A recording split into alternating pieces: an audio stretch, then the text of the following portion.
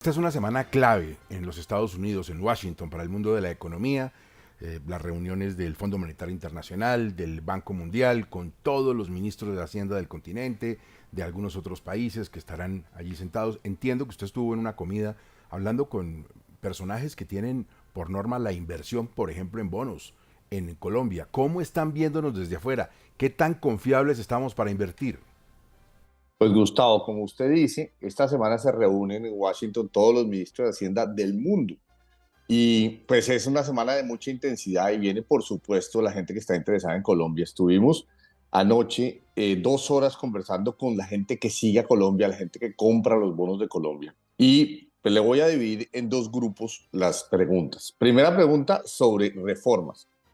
¿Cuál es el estatus de implementación de la reforma de pensiones? 2 millones de personas se están moviendo en este momento hacia Colpensiones y eso le está quedando grande a Colpensiones.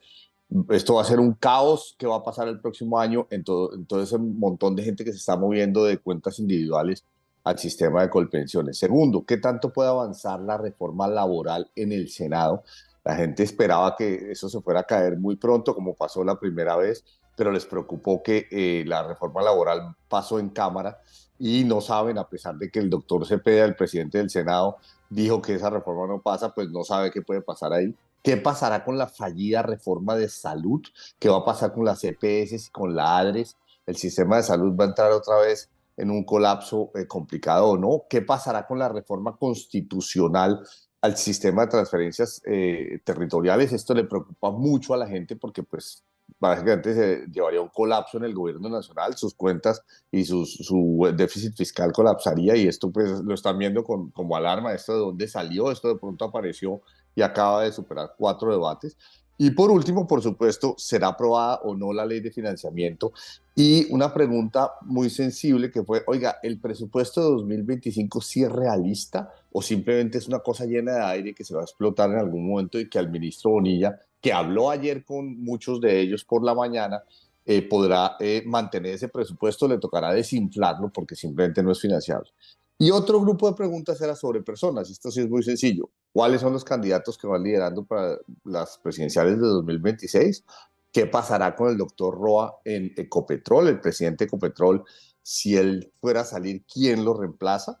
¿Y qué pasará en el Banco de la República cuando se cambien dos directores en febrero? ¿Se va a mantener el Banco de la República como una entidad independiente o no? De manera que muchas preguntas, obviamente si quiere le cuento las respuestas otro día, pero todas estas preguntas es lo que le preocupa a la gente que está siguiendo a Colombia, Gustavo. Bueno, ya hablaremos de las respuestas y le cambio de ministro, de los ministros de Hacienda al ministro de Comercio, que estuvo hablando sobre el asunto de cómo van a enfrentar las medidas para proteger el acero en Colombia. ¿Qué dijo el ministro, Laura? Gustavo, estuvimos en el desarrollo de la tercera cumbre de inclusión social para América Latina y el Caribe, en donde varios representantes del gobierno colombiano hablaron sobre el trabajo que han realizado para volver a Colombia un referente en temas de inclusión social, de protección social y género, informalidad y de economía. Y en cuanto a este tema, hablamos con el ministro de Comercio, Luis Carlos Reyes, quien nos aclaró cómo el gobierno nacional piensa enfrentar las posibles consecuencias de las medidas de protección que impusieron al acero colombiano. El impacto de un potencial aumento en los costos del acero para la construcción es algo que se tuvo en cuenta. Hubo un análisis por parte del Ministerio de Vivienda que lo que buscaba era determinar qué tan grande iba a ser ese impacto. Y estamos hablando de máximo un aumento de medio punto porcentual en los costos, si acaso, y realmente no es nada que creamos que vaya a tener un impacto significativo, siquiera medible, en el sector vivienda. Si esto le sumamos que este sector del acero es un sector estratégico para el país y que esta medida de protección comercial, a diferencia de otras que se han otorgado en el pasado, va de la mano de un plan para aumentar la productividad del sector siderúrgico en el país, de llevarlo a productos siderúrgicos de un valor agregado incluso más alto para que en el futuro sea competitivo internacionalmente, pues pensamos que en balance esta es una medida positiva para la economía del país.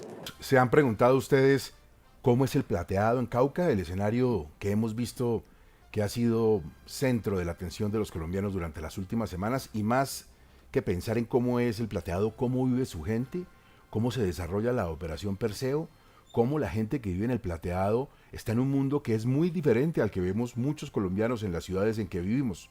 Cristina Navarro estuvo allí. Caracol Radio llegó hasta el corregimiento de El Plateado, aquí en zona rural de Argelia, en el Cauca.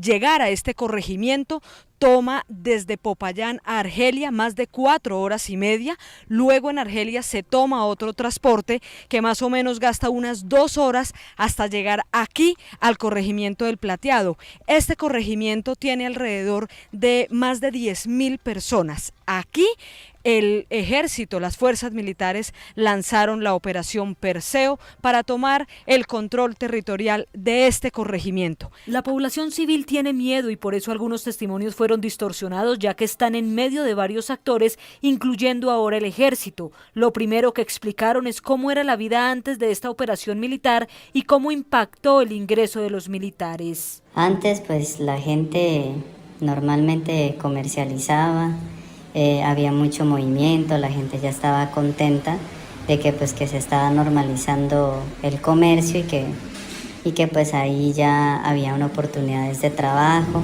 Tumbaron todo eso, la pared, dañaron las motos que habían afuera y eso fue un momento demasiado duro para todos nosotros, algo terrible. Nos sentimos como por allá en esa guerra de esos otros países. La operación Perseo, según sus pobladores, les cambió la vida. Sus viviendas fueron afectadas, incluso una tanqueta perdió el control y terminó golpeando y casi tumbando 2 viviendas en donde habían menores de edad cuya vida estuvo en riesgo. Imagínate que ahí en mi propia casa donde estoy viviendo cayó un explosivo y pues nos tocó salir ahí mismo y buscar otro lugar seguro. Pero cuando ya se posicionaron aquí las tanquetas, pues la verdad fue muy tétrico. Que la tanqueta se metió directamente acá y gracias al Rey, el Todopoderoso, fueron daños materiales, pero pudo haber sido pues algo, digamos, la familia, los niños, y ya eso no tendría remedio, pues eso pues, entonces yo sí le pido al gobierno que por favor nos colaboren con solucionándonos esta situación en la que fue ocasionada por ellos mismos. Además de perder lo material, los habitantes de El Plateado perdieron su tranquilidad, porque cada 10 minutos suenan detonaciones y disparos que hace que esta comunidad no pueda conciliar el sueño y desconfíe hasta del ruido más pequeño. Porque igual tranquilidad, está eso dañado, nos toca, no podemos ni dormir bien, ahora menos, toca ir a pedir posada de un vecino para quedarnos allá porque nos da miedo de noche que vuelva a haber enfrentamientos o que pase